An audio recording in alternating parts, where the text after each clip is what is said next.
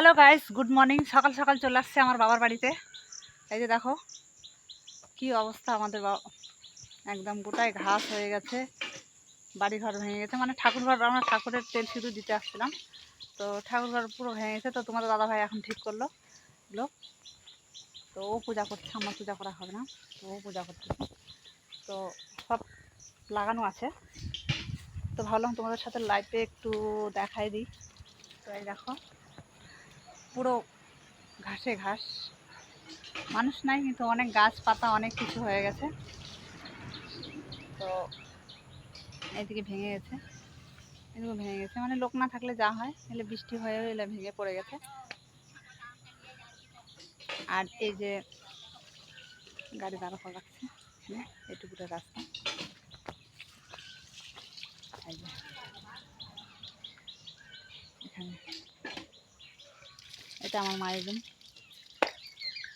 এটা আমার ভাইরা থাকতো। এখন তো কেউ নাই, সব ফাঁকা। ওইদিকেও ঘর বন্ধ আছে।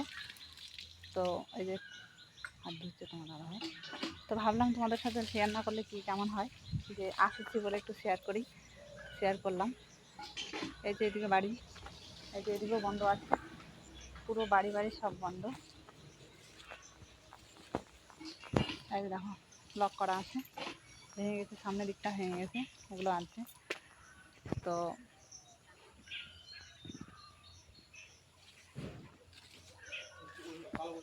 হ্যাঁ, এটা কালো কচু দাও। আজকে মনসার ডাল বসে আছে, তো তার জন্য আমাদের একটু তেল সেদ্ধ না দিলে হয় না। আমরা চলে যাব কালকে। তোমাদেরকে তো বলেছিলাম যে আমি অনেক দিন হয়ে গেল আমার এখানে আসায়, 1-1.5 মাস হয়ে গেছে। তো আমাকে এখন যেতে লাগবে। তো আজকে ওই জন্য ভাবলাম আজকে মনসার ডাল দেওয়া আছে, এই মাসে একটু দুধ কলা দিতে আমার তো এখন হবে না। তো অনেক দিন ধরে ভেবেছিলাম যে দেবো। একটাতে দাও, ইয়েটার মধ্যে দিবা, নিচে ওটাতে ইয়ে দিয়ে দেবা। হ্যাঁ দাও। এটা কালো কচু না গো, শুনতে পাচ্ছি কিনা? এটা কালো কচু, কালো কচু এটা কালো হলো তো। হ্যাঁ কালো হলো, কালো আছে। হ্যাঁ হ্যাঁ হ্যাঁ, এটা কালো কচু। কাকিমা কালো হলো, আমাদের এখানে কত সবুজ হয়ে আছে সব। এখানে মাঠ, আমাদের একদম বাড়ির কাছেই মাঠ আছে, সামনে পুরো মাঠে মাঠ আছে।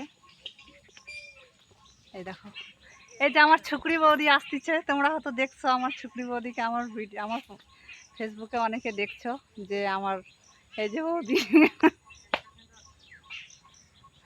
তা আবার নাইটি চারে আসছে, দেখাচ্ছে ওনাদের বর আসছে, তো এই জন্য চারে দেখাতে আসতেছে। কখন আসলাম, যখন দেখতে পাচ্ছ তখন আসলাম। সবাই দেখে নাও, এই যে আমার বৌদি, তোমরা তো অনেকে দেখছো আমার ভিডিওতে। পূজা দিচ্ছে।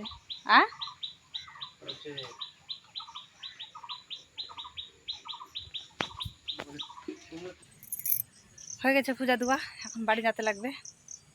রেডি হয়ে গেছি, তোমার দাদা হয়ে গেছে হাত পা ধুয়ে আসুক, তারপরে আমরা বের হয়ে যাবো এখান থেকে। ঠিক আছে, আজকের মতো এই অবধি।